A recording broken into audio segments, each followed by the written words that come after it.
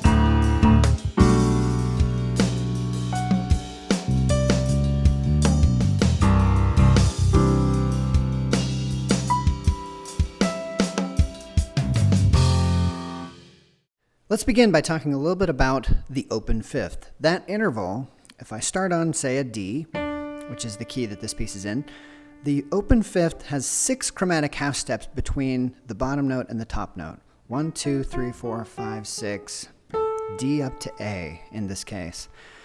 In any place it's the same distance. If I start on an A, 1, 2, 3, 4, 5, 6. And in fact, for every key except B flat and B natural, the shape of this is identical. You see how that, I can almost like enamel my hand into position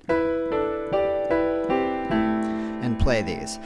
The 2 exceptions are B flat, who has an F as its fifth, and B natural, who has an F sharp. You've got that skewed position there, but all of the other ones simply have that shape.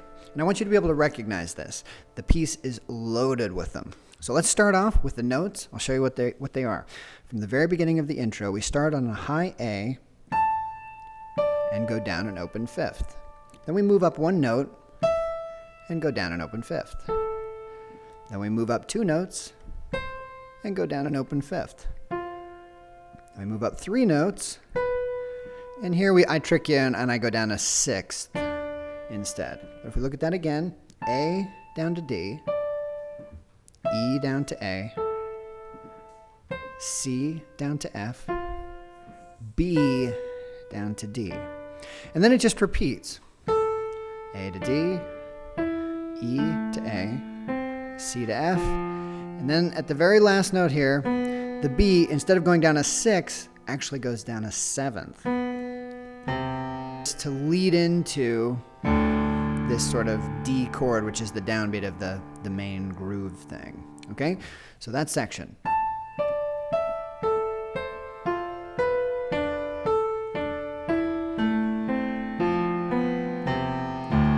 Okay? The very first downbeat of the groove is another open fifth, D and A.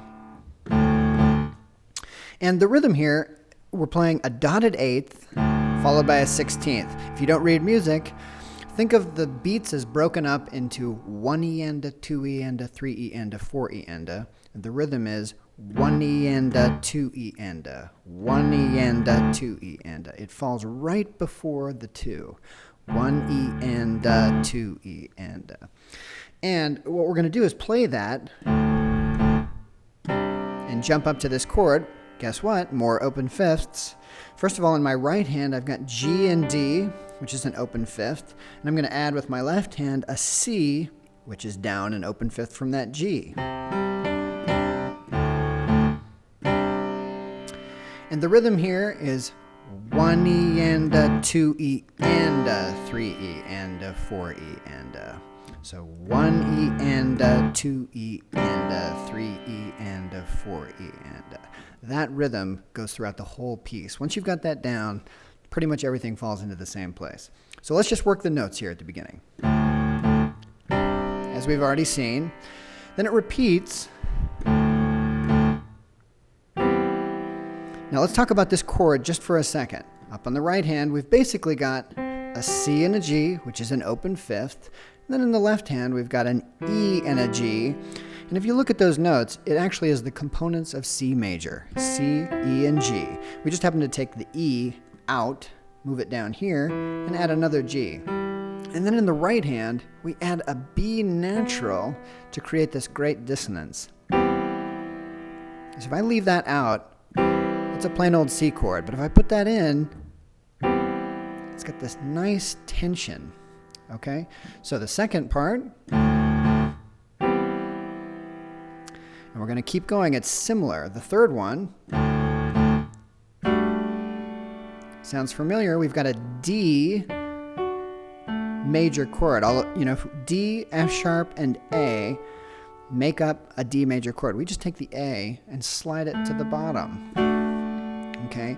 And we're going to add a G for that same kind of dissonance that makes this more interesting. If we left that out, it's D major. Okay? But if we play the G here, it creates dissonance, which is a clashing tone. We've got this G against that F sharp, which creates dissonance. But if you put it with the chord, there's a lot of strength and centeredness to this D. You hear that, and this G just colors it a little bit. Okay? And then the fourth one, if you look, the notes are actually almost identical to the second one we did, which is an open fifth, C and G with the E dropped down and another G. But instead of adding the B as that dissonant tone, we add a D, which is a little less dissonant and a little bit more centered. Okay, so let's just look at all of those from the beginning. First of all, that's the first one. Second one. Third one. And I forgot to mention that the fourth one, you're actually playing a C and a G. So it drops a note, which helps. This is actually a big feeling like a C chord. Okay? And then we just repeat that, and we add some bell tones up on top after we've played the chord. Now, if you don't have a sustain pedal for your keyboard, this is going to be pretty difficult. So I would advise looking into one of them. They're pretty inexpensive, and there's so many things you can do with a sustain pedal. When we play this, we're going to play... The fingering is actually this way. Notice that these notes are still ringing because I have my foot down on the sustain pedal. Okay, the second one.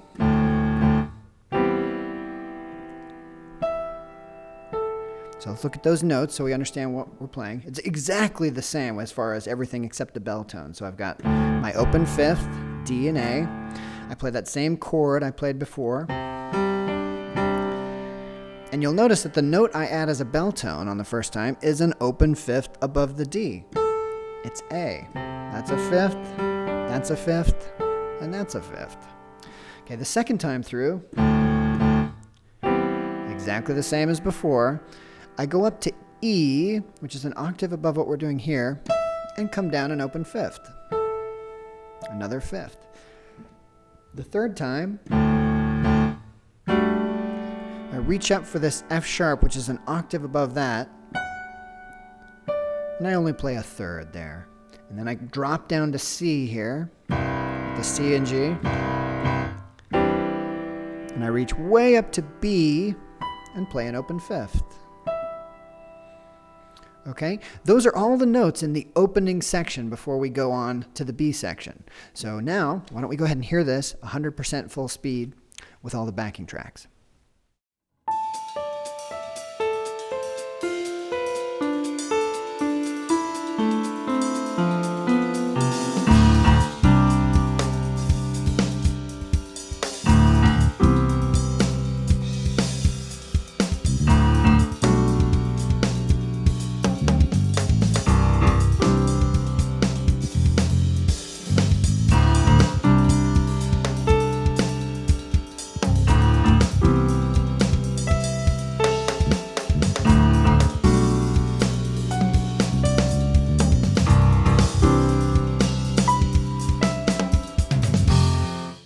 Okay, remember that you can get the sheet music and the MIDI files over at groovewindow.com. Coming up next, we'll be looking at the B section, or the middle, part 3 of 4.